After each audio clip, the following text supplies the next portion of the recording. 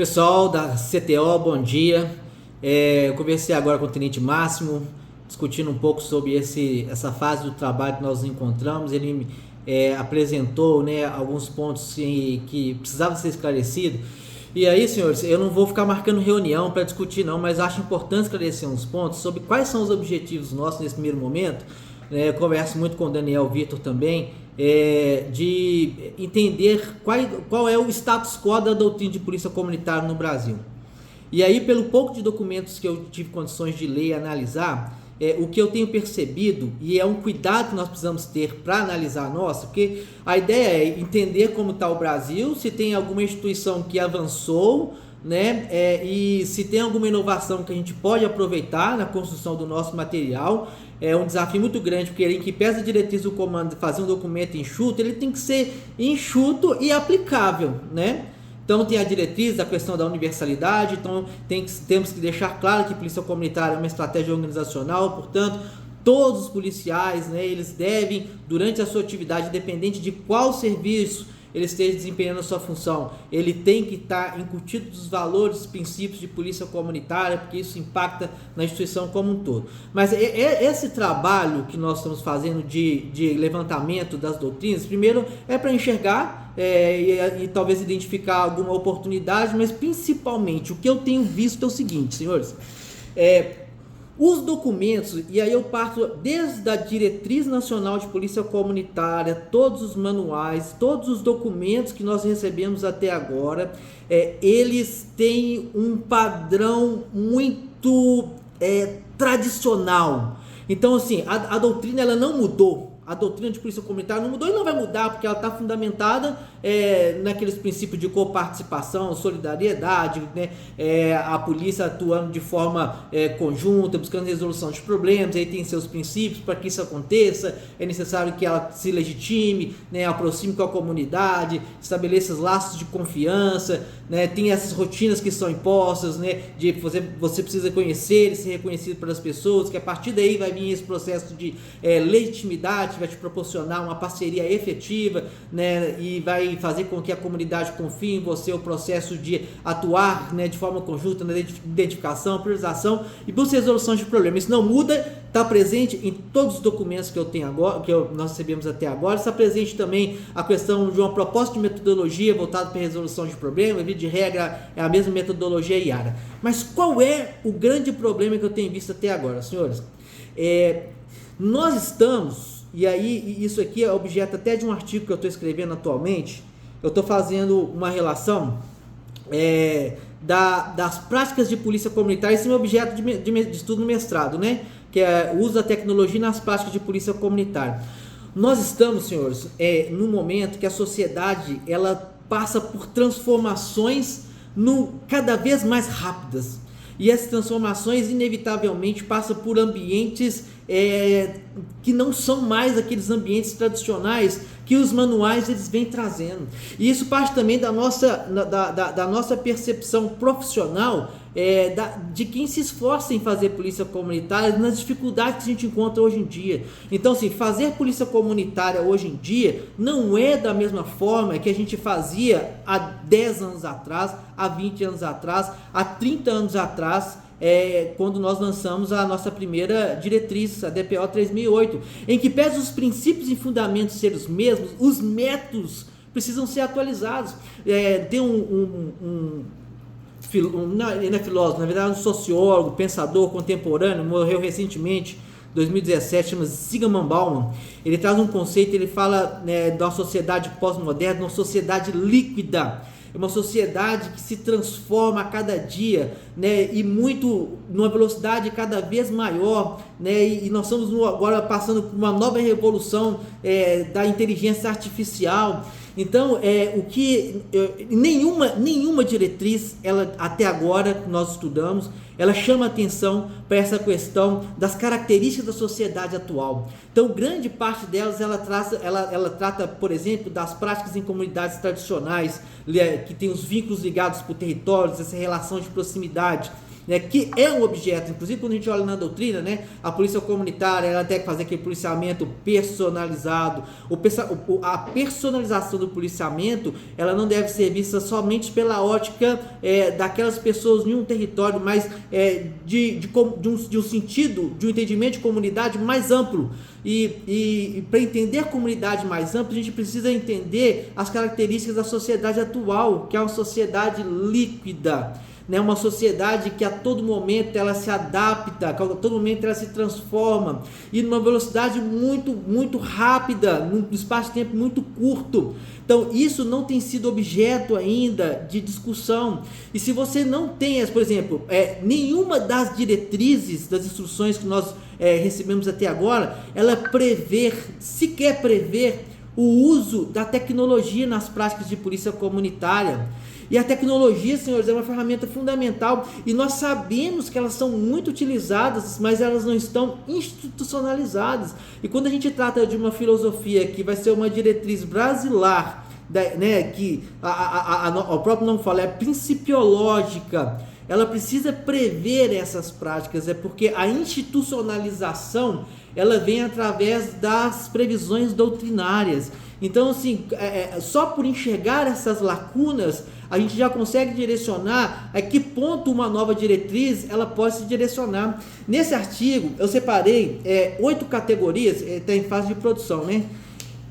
8 categorias que vão indicar a capacidade de adaptação da instituição. Sabemos do desafio da questão das instituições policiais tradicionais, no caso do Brasil, né, das polícias militares, todas essas características da instituição total, dessa rigidez institucional, dos princípios da burocracia que ainda estão muito enraizadas na nossa instituição.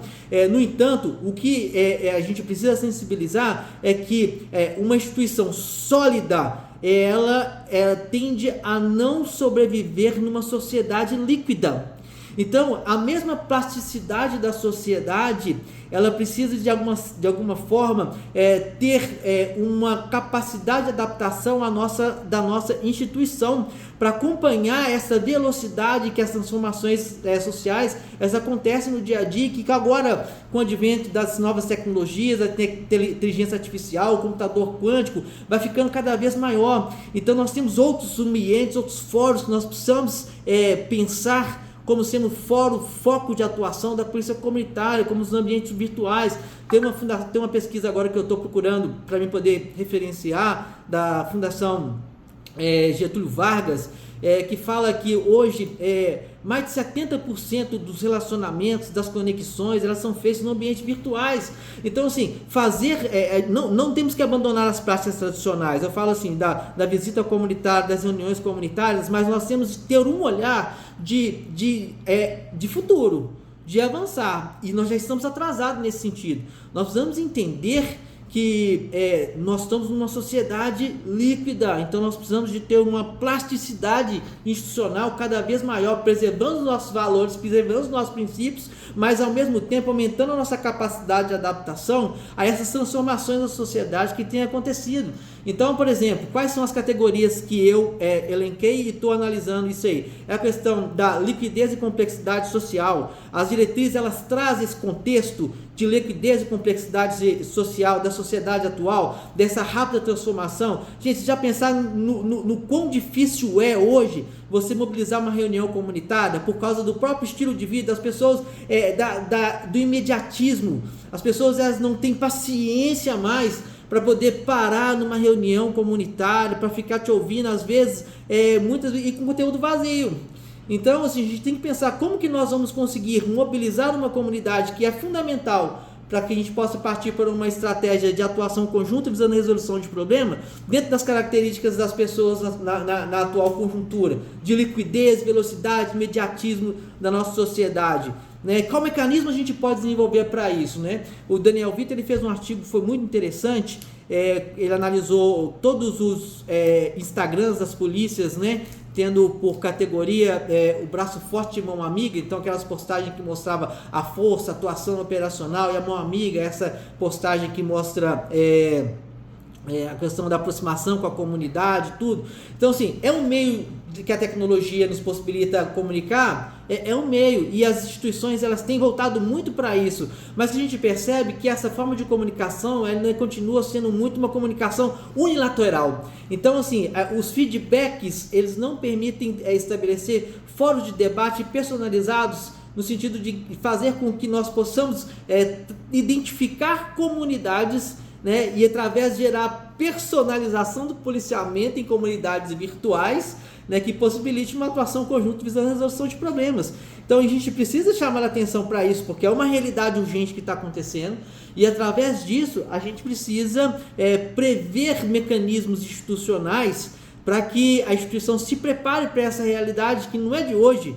É uma sociedade que acontece, se a gente demorar, quando a gente conseguir lançar alguma coisa, a gente já lança algo obsoleto. Então, assim, a velocidade que nós temos que produzir e a capacidade de adaptação a esse cenário, ela tem que ser cada vez maior. Então, a gente precisa analisar essas instituições, ela traz um contexto geral que fala sobre essa liquidez e a complexidade social. A gente precisa trazer isso na contextualização, porque é emergente, né? E aí, trazendo para o nosso lado das ciências policiais, né, a gente vê também que há uma carência em estudos de efetividade sobre as práticas polícias comunitárias, em que pese grandes estudos colocar como sendo a polícia comunitária como uma das mais promissoras ferramentas de atuação policial em sociedades democráticas. Né, porque justamente ela faz com que a polícia ela consiga desenvolver o trabalho e fazer uma entrega voltada para as reais demandas da comunidade. Outra categoria, mudança institucional e cultura organizacional.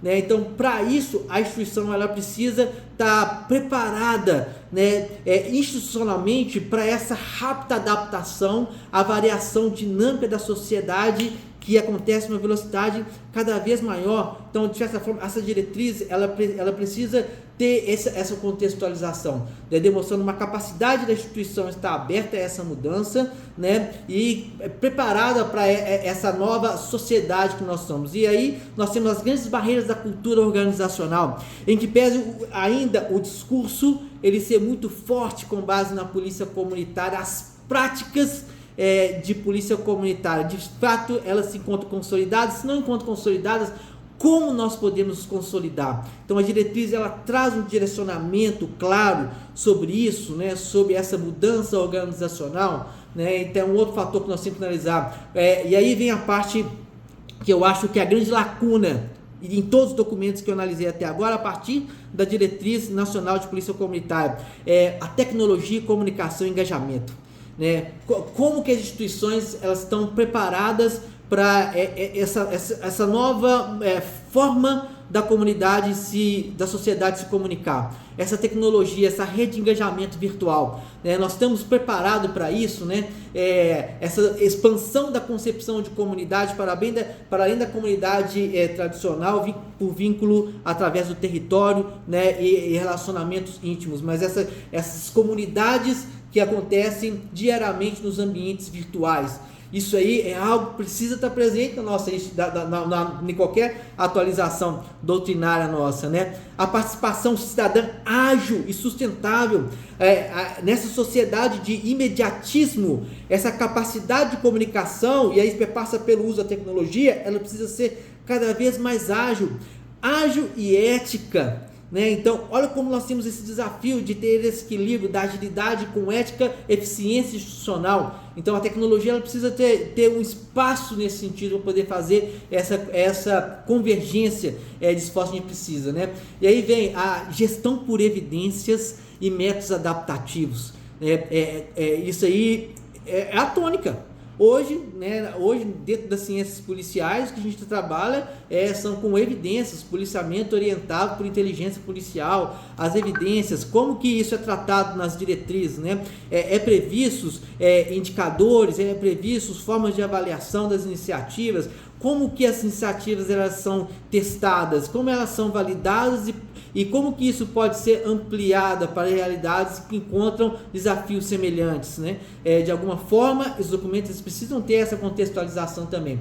E formação de competência para essa complexidade, eu acho que também a diretriz ela precisa trazer quais as competências necessárias para o policial do futuro. O policial que tem que atuar na sociedade líquida, segundo os conceitos de Zygmunt Bauman. Essa questão, essa capacidade de comunicação, essa capacidade de interação, essa capacidade de dar respostas rápidas, de adaptação, essa capacidade de entender cenários complexos, né, e através do entendimento do cenário complexo, da complexidade da atividade policial, né, conseguir fazer uso de várias áreas do conhecimento visando a resolução de problemas locais. Isso aí, nós temos preparados para isso. Acho que a diretriz ela traz algum direcionamento nesse sentido. E, por fim, o engajamento institucional e o ecossistema tecnológico. Assim, nós sabemos que para que a polícia comunitária possa acontecer, é necessário então que a gente tenha, né, a atuação da polícia em conjunto com a comunidade e, fundamentalmente, pensando também na articulação com outros órgãos públicos e privados. Como tem se dado essa articulação? Se ela está se dando ainda de forma analógica, somente, né, através daqueles métodos tradicionais, de conhecer um, conhecer outro, é algo que nós não devemos abandonar, mas é algo que nós temos que pensar como aprimorar. Como que a gente pode criar uma rede de conexão que nos possibilite essa resposta rápida, que cada vez mais se faz necessária, né, e que essa resposta rápida ela possa ser dada de forma a atender as expectativas da sociedade através de uma rede de conexões institucional bem consolidada, né, essa rede de conexão tendo ferramentas, obviamente, que possibilite essa velocidade que a sociedade atual exige. Então, assim, gravei esse vídeo, né? Eu queria ser mais rápido, mais sucinto, mas é impossível para mim fazer toda essa contextualização do que está aqui na minha cabeça, que eu estou pensando, como os desafios que a gente precisa destacar num documento que a gente quer propor, não para que ele seja uma mera referência, mas que ele tenha a capacidade de entender o nosso cenário atual, né, preparar a nossa instituição para os desafios atuais e também para os desafios futuros, para que ele não perca, não seja um documento que ao nascer já se torne obsoleto. Então, preocupar com essa sustentabilidade da instituição, eu acho que é fundamental, os princípios da eficiência, né, a gente precisa ter ele embasado. O grande desafio que a gente tem do reconhecimento da polícia comunitária como sendo uma das práticas mais promissoras, né, de prestação de serviço junto à comunidade, mas ao mesmo tempo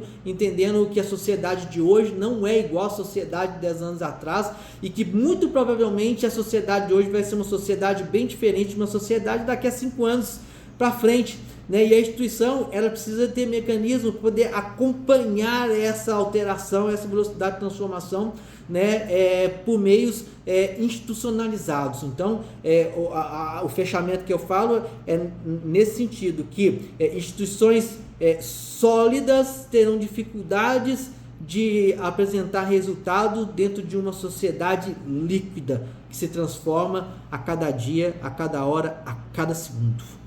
Falou, grande abraço para todos. Eu acho que por esse caminho espero que vocês entendam a ideia.